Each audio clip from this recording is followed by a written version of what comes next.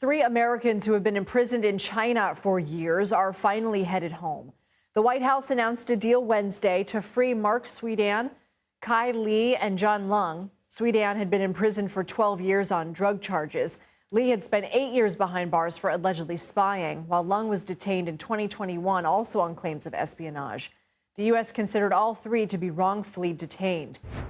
In a statement Wednesday, the White House National Security Council said, quote, soon they will return and be reunited with their families for the first time in many years. CBS News political reporter Taurean Small joins us from Nantucket, Massachusetts, where President Biden is spending his Thanksgiving. Taurean, how did this deal come about? Yeah, Lindsay, apparently this release came over several years of negotiations between the two nations and NSC spots, saying that as high up as the president himself have been in conversation, constant conversation, not with the government of China, but also with its president, President Xi Jinping. As recently as just a few weeks ago, apparently President Biden had conversations about those three Americans detained in China during a global economic conference in South America. The terms of this, though, we know that unidentified Chinese nationals currently in U.S. custody will be released in exchange for those Chinese prisoners, Lindsay.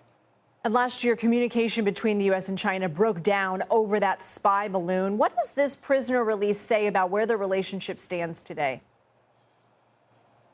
Well, it could be evidence of inroads being made by President Biden. Lindsay, as you could probably remember during the president's last State of the Union address, he promised to nurture this environment of competition, not conflict, in his words, with China.